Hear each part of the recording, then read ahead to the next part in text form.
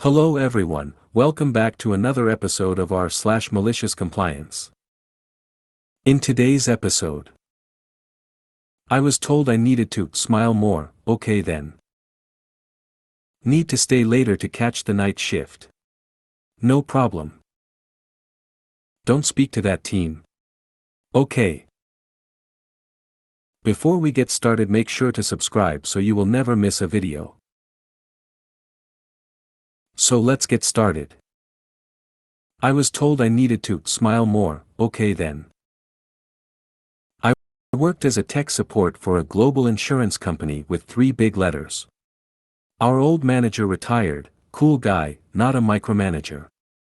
We get this new one who was, right away, very confrontational. He was a my way or the highway kind of guy, even when we explained the bureaucracy of our company and processes.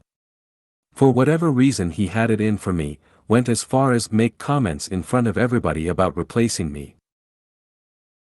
At one of our employee review meetings he said he was getting complaints of me not smiling enough, which I found very odd because I consider myself a likable person and I'm always joking with other users and employees, which I've found helps with the job. So he continues and even goes as far as to show me how to smile. Cue the malicious compliance. I proceed to give out the most forced, creepy smile humanly possible every time I interact with a user, every single time. People asked me what was wrong and I always answered, following an employee review I was instructed to smile more, so I'm smiling. I was doing this for like a couple of days and after an interaction providing support for human resources, with the smile and explanation, I went back to my desk. Couple of minutes later I see HR lady go to my boss's office. They were there for like half an hour. After she leaves, boss calls me in, and tells me I don't have to smile anymore. I respond sarcastically with, do I really have to stop? He looks at me and tells me that's all. He left like a year later. No one, not even the other managers, liked him. Need to stay later to catch the night shift. No problem. Hi all, long-time reader, first-time poster. Apologies if this doesn't belong here, as I said this is my first time. A little background: I'm in human resources and I work for a manufacturing company. My hourly guys work from 7 a.m. to 7 p.m. and 7 p.m. to 7 a.m. June of 2020 I got a new manager. I knew she was going to be a problem because she didn't like doing what me, a generalist, and the coordinator did. Essentially I did recruiting, onboarding, and the generalist did payroll. So a few months after she started she began complaining about how I get there at 7 and leave at 4. She asked me to change my schedule to come in at 8, while the coordinator would continue to work 7 to 4. So I'm doing this for a couple weeks and she keeps trying to get me to stay later than 5. Which in my mind I take a 30-minute lunch, so you're already getting 8.5 hours out of me. After resisting for a while she begins scheduling meetings for after 5. Like 5:30 or 6 p.m. At this point I'm irritated but being passive-aggressive about it. I'd look at our calendars and propose a time where we would both be free before 5 p.m. This is how I knew she was just being a jerk. So she has a meeting with me and tells me that the night she needs to see me more.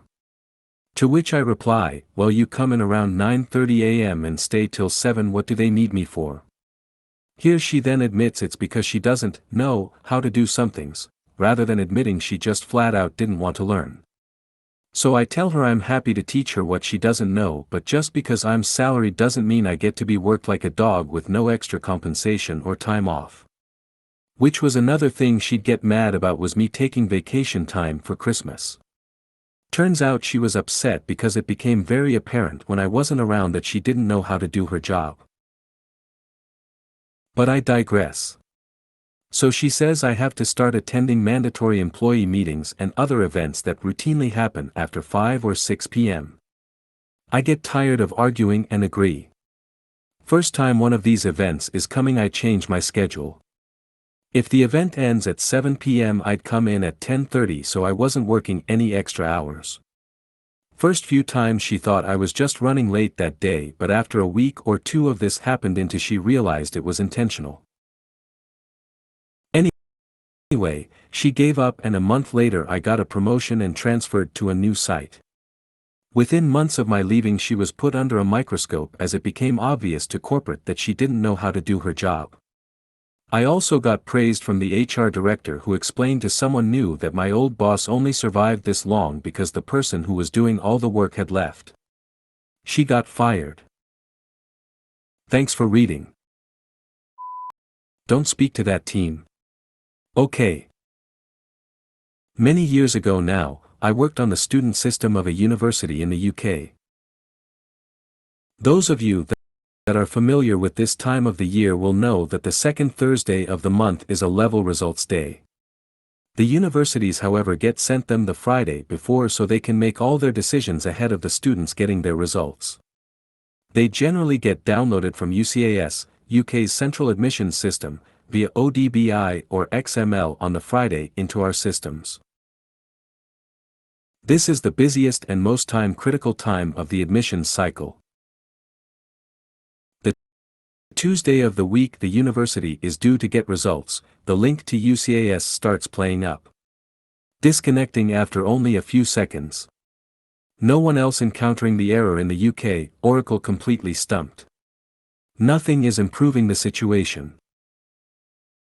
I knew that the university had put a new firewall in on the Monday evening.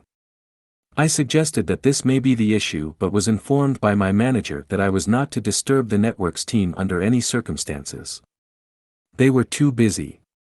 Now I knew this was likely the issue, but fine. I had nothing else to do. So I stayed night after night making overtime until 11 p.m. or later trying to solve the issue with Oracle and UCAS support. Nothing worked.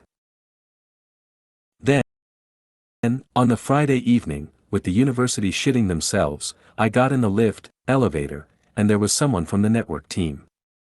I mentioned the issue and he said, literally, "Oh, we had a bulletin from our firewall people about OTBI connections, let me go back up and make a tweak." It instantly started working. Shortly afterwards, I managed to get the university to agree to pay out my 70 hours overtime in cash, rather than in lieu, and the 70 hours was not just from that 1 week, and then quit 2 weeks later to go to a much better paid job. If you made it to the end of the video, thanks for watching. Don't forget to like, subscribe and share and we will see you in the next video.